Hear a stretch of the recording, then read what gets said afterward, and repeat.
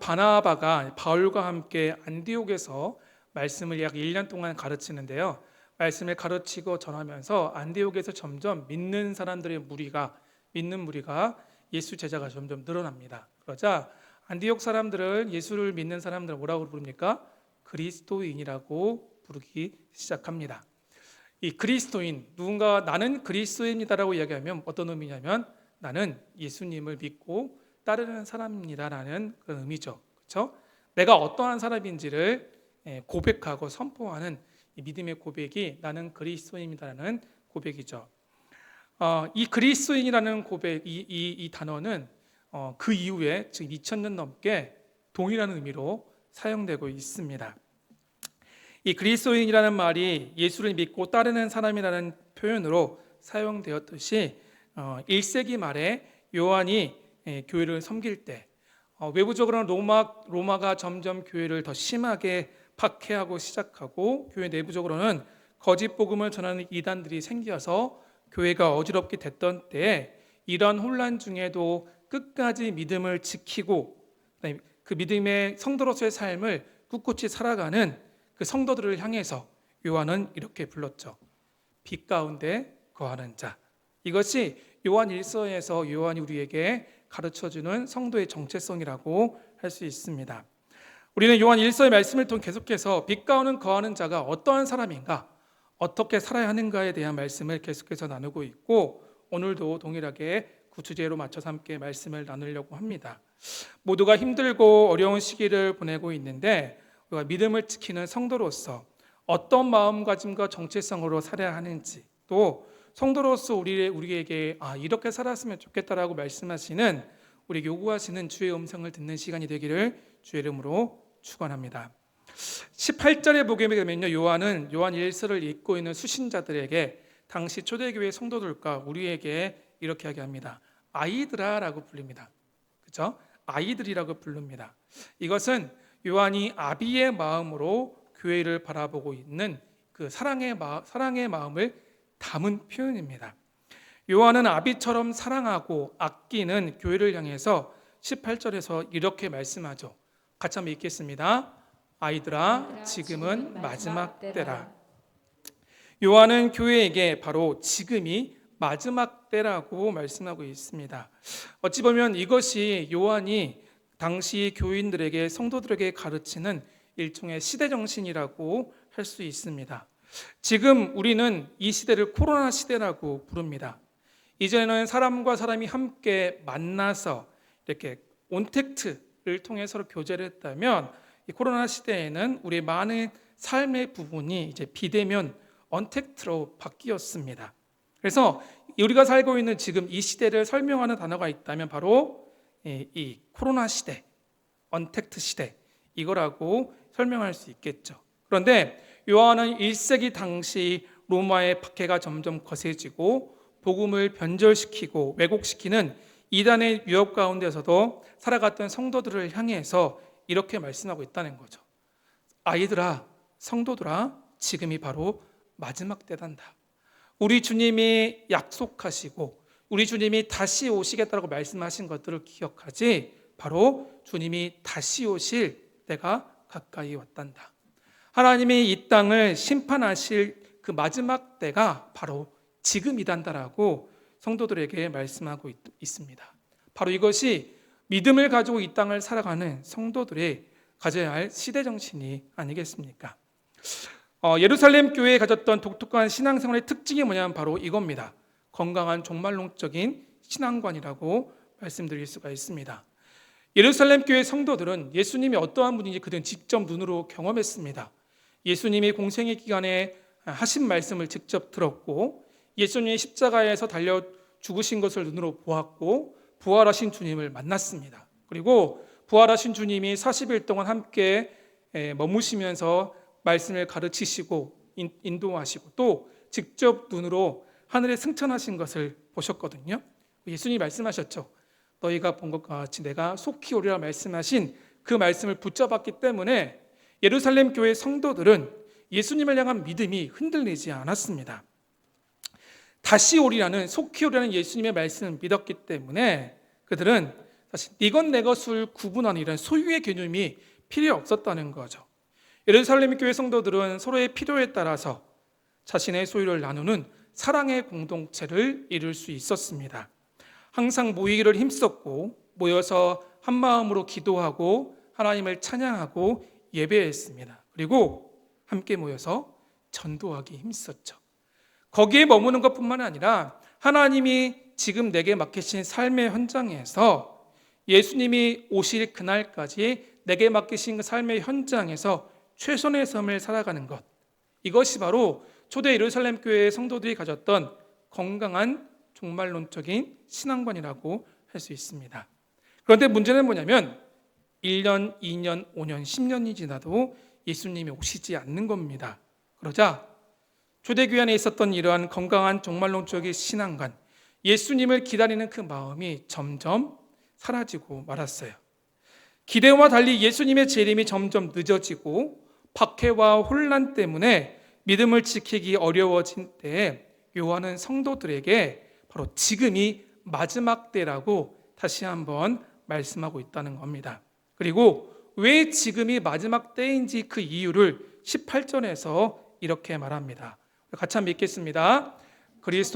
저 그리스도가 오리라는 말을 너희가 들은 것 같이 지금도 많은 저 그리스도가 일어났으니 그러므로 우리가 마지막 때인 줄을 아노라. 아멘. 예수님께서 복음서에서 마태복음 24장과 누가복음 21장에서 뭐라고 말씀하셨냐면 마지막 때의 징조를 설명하시면서 그 징조 중에 하나가 무엇이냐면 적 그리스도가 나타날 것이라고 말씀을 하셨어요. 그리고 많은 성도들 이미 그 말씀을 들었고 그 말씀을 기억하고 있었죠. 그래서 적 그리스도가 많이 나타난 것을 보니 지금이 바로 마지막 때라는 사실을 알 수 있다라고 설명하고 있습니다. 원래 적 그리스도라는 단어는 어떤 의미냐면 그리스도를 대적하는 자라는 의미예요. 그런데 성경에서 사실 그리스도의 대적자라는 의미보다는 오히려 그리스도가 아닌데 그리스도를 그리스도인 척 하는 사람들, 그의 가르침을 잘못 왜곡하는 사람들, 바로 그들을 적 그리스도라고 성경은 주로 사용하고 있습니다. 1세기 요한이 섬겼던 그 교회의 상황을 보게 되면 적 그리스도는 무엇이냐면 바로 복음을 변질시켜서 잘못된 지식을 가지고 사람들을 미혹해 하는 이단 사상을 전하거나 가르치는 사람들이 곧 적 그리스도였습니다. 가장 대표적인 이단이 영지주의였죠. 그러면서 요한은 그 영지주의자들이 바로 적 그리스도, 비전리를 전혀 가르치는 거짓 교사라고 말씀합니다. 이 거짓 교사들의 가르침의 특징이 무엇이냐면 22절과 23절에 두 가지인데요. 첫 번째는 뭐냐면 예수님이 그리스도이심을 부인하고, 두 번째로 예수님이 하나님의 아들이심을 부인한다라고 요한은 말씀합니다. 그러면서 이 두 가지 사실에 근거해서 바로 저 영지주의자들이 적 그리스도라고 말씀하고 있다는 거죠. 건강한 종말론적인 신앙이 점점 약해지고 로마의 박해가 심해지는 때에 교회 안에는 그 박해를 견디지 못하고 또 거짓 교사들의 가르침을 따르는 사람들, 이단 사상과 거짓 복음을 따르다가 예수님이 또한 사도를 통해 주신 진짜 복음을 외면하고 교회를 떠나는 사람들이 생기기 시작했습니다. 19절입니다. 같이 한번 읽어보겠습니다. 함께 읽겠습니다. 그들이 우리에게서 나갔으나 우리에게 속지 아니하였나니 만일 우리에게 속하였더라면 우리와 함께 거하렸으니와 그들이 나간 것은 다 우리에게 속하지 아니함을 나타내려 함이니라. 여기서 보면 그들은 어떤 사람이냐면 거짓 복음에 미혹된 사람들이죠. 그들이 예수님과 사도들이 전한 진짜 복음을 따르지 않고 교회를 떠나서 지금 우리와 함께 있지 않는데, 본래 그들은 우리와 같은 믿음을 가진 자가 아니었고 만약 그들이 우리와 같은 믿음을 가졌다면 떠나지 않았을 거야. 하지만 그들이 지금 나간 걸 보니 그들은 우리와 다른 믿음을 가진 자였다라고 말씀하고 있어요. 함께 신앙생활했던 성도들 중에서 한 사람 두 사람 믿음을 버리고 거짓 복음을 따르는 자가 생기자 교회는 흔들리기 시작합니다. 성도들 안에는 염려와 불안이 퍼져갑니다. 바로 이러한 때에 요한은 거짓 복음을 전하는 자들은 믿음이 연약한 자들을 유혹해서 그리스도에게서 떠나가게 하는 자이기 때문에 그들은 거짓말쟁이고 사기꾼이라고 말씀하고 있습니다. 2000년이 지난 지금 우리 현대와 비교해보면 이렇습니다. 교회 안에 함께 신앙생활했던 성도들이 많이 있잖아요. 그런데 그 누구보다도 열심히 교회를 섬겼고 그 누구보다도 믿음이 좋다고 여겼던 그 어떤 사람이 갑자기 이단에 빠지더니 교회를 떠났습니다. 그러면 얼마나 많은 사람들이 충격에 빠지고 그 믿음이 흔들리지 않겠습니까? 지금도 교회 밖에는 너무나 많은 이단들이 있거든요. 오히려 1세기 초대교회에 있었던 이단들보다 훨씬 더 많은 이단들이 지금 교회 밖에 세상을 판치고 있고 정통 교회와 또 성도들을 미혹하고 있다는 사실입니다.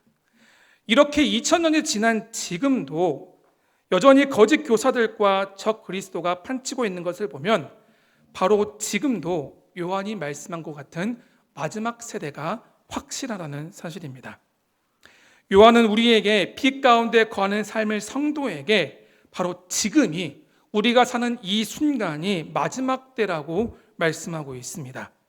초대 예루살렘 교회 성도들이 가졌던 그 신앙, 우리 주님이 언젠가는 반드시 다시 오실 것이라는 그 말씀을 마음에 담고 늘 깨어서 순수하고 건강한 종말론적인 신앙을 가지고 끝까지 믿음을 버티며 지켜왔던 그 성도들, 비록 당장 오늘 내 삶이 너무나 고단하고 힘들고 어려워도 우리 주님이 반드시 다시 오시길 것이기 때문에 나는 그 주님을 기다린다고, 또 주님이 맡기신 삶의 자리에서 묵묵히 내 자리를 지켜가겠노라고 다짐하고 고백하는 그러한 사람들이 바로 어떠한 자?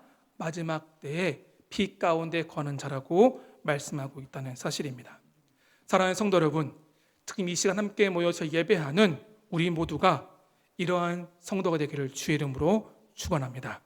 비록 지치고 힘든 상황 가운데 있지만 우리가 괴로운 세상 가운데 소망을 품는 것이 아니라 다시 오실 주님을 믿고 기다리는 건강한 종말론적인 신앙으로 살아가는 우리의 삶이 되기를 소망합니다.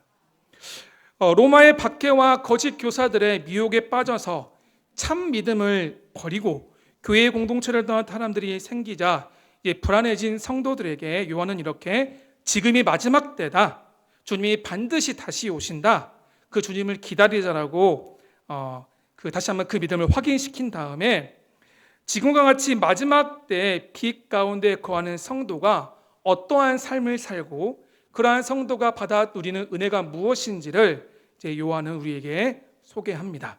먼저 이것입니다. 함께 읽겠습니다. 기름 부음을 받는다. 20절 함께 읽겠습니다. 함께 읽습니다. 너희는 거룩하신 자에게 기름 부음을 받고, 27절을 또 한번 읽어볼게요.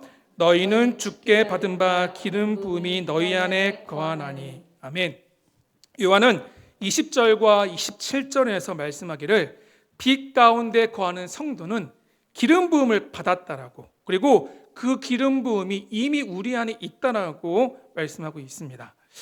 기름 부음이라는 헬라어 단어는 크리스마라는 단어인데 원래 본 뜻은 몸에 무언가를 바르다라는 그런 뜻입니다. 예를 들자면 연고를 바른다거나 어떤 로션을 바른다거나 이런 몸에 무언가를 바르는 것을 뜻합니다. 그런데 이 단어는 유일하게 요한 1서에만 사용되어 있는데 이 단어는 오히려 이 기름 부음은 성령의 공급하심, 성령을 부어주심, 이것을 의미합니다. 구약시대에는 왕이나 선지자나 제사장을 세울 때 반드시 하나님이 기름 부으셨죠. 그리고 그 기름 부음을 통해서 왕과 선지자와 제사장을 세우고 그들로 하여금 그 직무를 감당하게 하셨습니다. 하지만 신약시대에는 이 기름 부음은 바로 성령을 우리에게 부어주신 것을 뜻합니다. 마지막 때의 빛 가운데 거하는 성도는 우리는 기름 부음을 받았습니다. 하나님께서 직접 우리에게 성령을 부어주시고 우리는 성령의 공급하심을 따라서 살아가는 성도가 되었다는 사실입니다. 예수님은 제자들에게 약속하셨어요. 내가 떠나간 뒤에 또 다른 보혜사 성령을 너희 가운데 부어줄 것인데 성령이 너희 가운데 임하시면 그 성령께서 너희를 진리 가운데로 인도하실 것이고 또한 진리의 말씀을 가르치시고 무지하고 연약한 우리가 진리의 말씀을 깨닫고 그 말씀을 듣고 그 들었던 말씀이 또 심지어 생각나고 과연 그 진리의 말씀을 기준으로 삼아서 무엇이 참 진리인지 비진리인지를 분별할 수 있게 하시겠다라고 말씀하셨다는 사실입니다. 요한은 거짓 복음의 유혹과 혼란으로부터 불안해하고 두려워하는 성도들에게 걱정하지 말라고 말씀합니다. 왜요? 이미 우리는 기름 부음을 받았으니까. 우리 안에 계신 성령께서 우리와 함께 하시기 때문입니다. 성령께서 우리를 진리 가운데로 지금도 인도하고 계시고 들은 그 진리의 말씀을 분별하게 하신다는 사실입니다. 뿐만 아니라 성령께서 우리를 한번 이미 인치셨고 우리를 끝까지 지키고 인도하시고 보호하실 테니 걱정하지 말라고 성도들을 위로하고 있다는 사실입니다. 이 성령은 초대교회뿐만 아니라 코로나 시대, 마지막 시대를 살아가는 우리 가운데도 동일하게 역사하는 줄을 믿습니다. 우리가 교육자들이 성도님들을 만나거나 신방하거나 상담할 때 보면 성도님들의 그 마음에 있는 이야기들을 솔직하게 해주십니다. 지금 갖고 있는 어떤 어려움인가 고민이라든가 아픔 그 이야기를 이야기해 주십니다. 그리고 그런 얘기를 들을 때 마음 가운데 이런 마음으로 기도를 하면서 듣습니다. 하나님, 이 성도님의 그 마음, 그 아픈 마음을 공감하게 하시고 또 아버지 마음으로 공감하게 하시고 또 하나님의 위로를 경험할 수 있는 지혜의 말씀을, 합당한 말씀을 허락해 주십시오. 그렇게 기도하면서 성도님들을 만나고 신방합니다. 그리고 그런 마음을 가지고 이야기를 듣다 보면, 함께 말씀을 나누다 보면 하나님이 딱 맞는 그 말씀을 주실 때가 너무나 많다는 거죠. 그리고 그 말씀을 통해서 함께 나누고 묵상하고 기도하면서 피차가 하나님의 위로와 사랑을 풍성하게 누리고 위로를 받을 때가 너무나 많다는 사실입니다. 그게 어떠한 일입니까? 우리 안에 역사하시는 성령께서 하시는 일입니다. 우리 성도님들도 마찬가지죠. 인생의 문제를 가지고 씨름하고 고난하고 아파하다가 하나님 앞에 머물며 간절히 기도하고 부르짖을 때 하나님이 문득문득 우리 마음 가운데 부어주시는 말씀들이 있다는 거죠. 깨닫게 하시는 말씀들이 있다는 겁니다. 생각나게 하시는 말씀들이 있다는 거예요. 그런 경우는 상당수 많은 경우가 성령께서 우리 가운데 역사하시는 경우가 많다는 사실입니다. 이렇게 우리 가운데 진리의 영으로 찬양하신 성령께서 오늘도 우리를 말씀으로 가르치시고 그 말씀으로 우리를 거짓 복음으로부터 지켜주십니다. 들려주신 말씀을 통해서 하나님의 뜻이 무엇인지를 깨닫게 하시고 하나님이 기뻐하시고 하나님이 원하시는 뜻이 무엇인지를 분별하게 하셔서 우리의 삶을 하나님이 기뻐하시는 영광의 자리로 인도하신 줄을 믿으시기를 바랍니다. 바로 요한은 이것을 말씀하고 있습니다. 마지막 때 빛 가운데 거하는 성도에게 요한이 소개하는 두 번째 은혜는 바로 이겁니다. 함께 읽겠습니다. 영원한 생명을 누린다. 우리 24절과 25절의 말씀을 같이 읽어보도록 하겠습니다. 처음부터 들은 것이 너희 안에 거하면 너희가 아들과 아버지 안에 거하리라. 그가 우리에게 약속하신 것은 이것이니 곧 영원한 생명이니라. 아멘.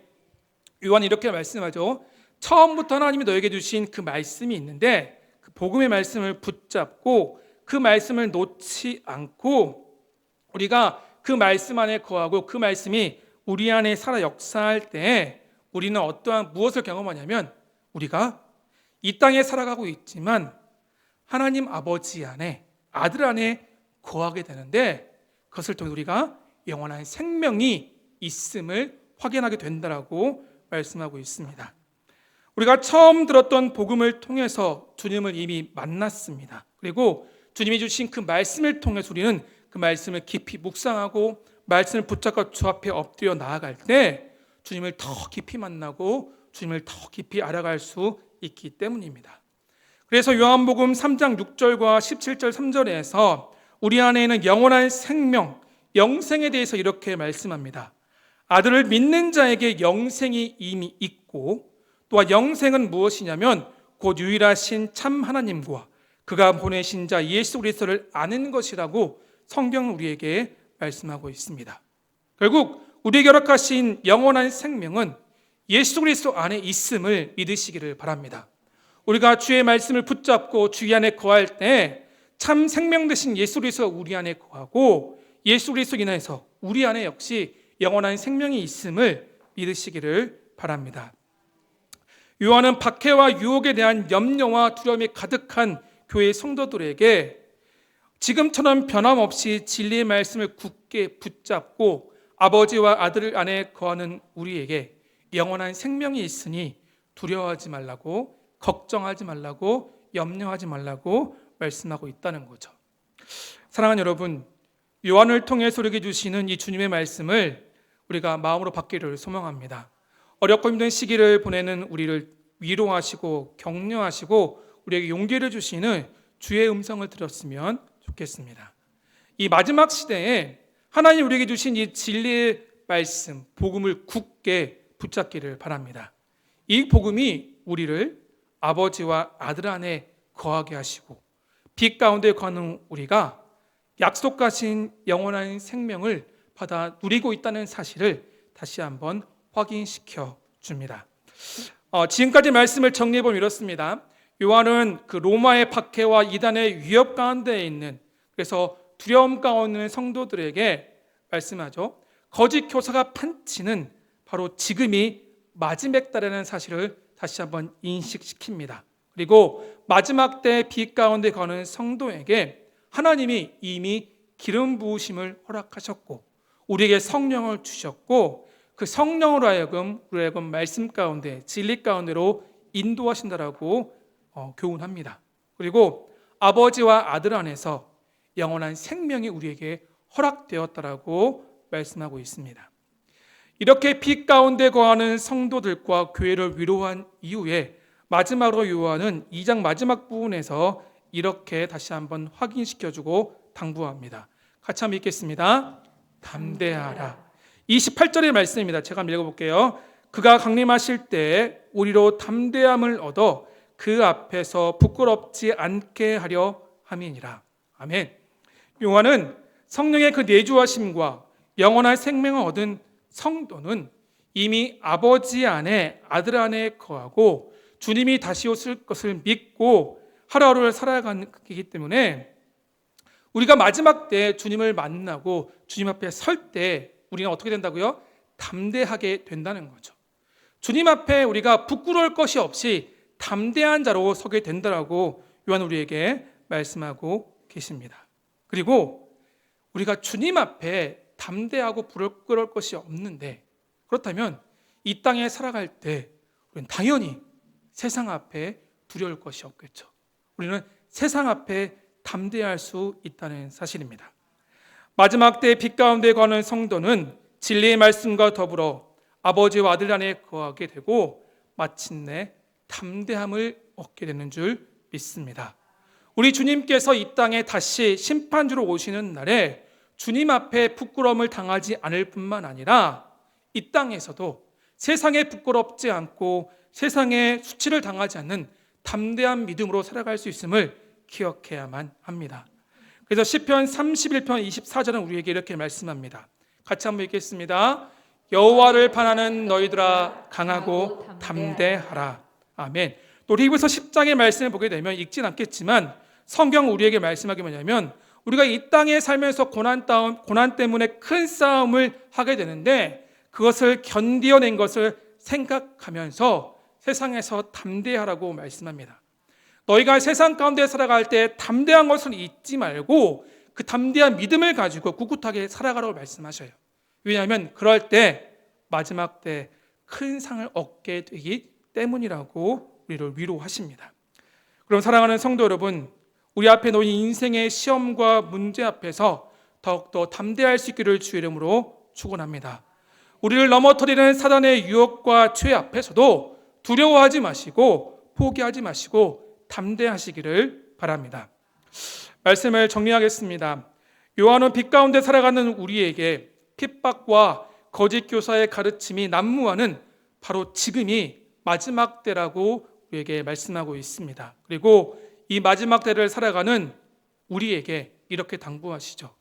우리 주님은 반드시 다시 오신다. 다시 오실 주님을 기다리고 기다리는 건강한 종말론적 신앙으로 살아가라고 우리를 당부하고 있습니다. 비록 세상에 우리를 핍박하고 거짓 복음이 판을 치는 마지막 때를 우리가 살아가고 있지만 두려울 필요가 없습니다. 왜요? 우리는 이미 빛 가운데 거하는 자고 우리에게 성령의 기름 부음을 허락하셨으니까요. 성령이 우리와 함께 하시기 때문입니다. 진리의 영이신 성령께서 우리를 이미 인치셨고 우리 안에 내주하시면서 우리를 진리 가운데로 인도하고 계십니다. 그리고 우리 안에 아버지께서 허락하신 영원한 생명이 이미 있습니다. 그렇다면 사랑하는 성도 여러분, 이 마지막 때를 담대한 믿음으로 살아갑시다. 다시 오실 주님을 더욱더 간절히 기대하고 소망하는 마음으로 이 마지막 때 오늘 하루 하나님께서 맡기신 그 삶의 자리에 대한 거룩한 부담감을 가지고 믿음으로 하루하루를 살아갑시다. 빛 가운데 거하는 저와 여러분의 삶 가운데 이 하나님의 역사가, 하나님의 풍성하심이 가득하시기를 주의 이름으로 축원합니다. 우리 같이 한번 찬양하도록 하겠습니다.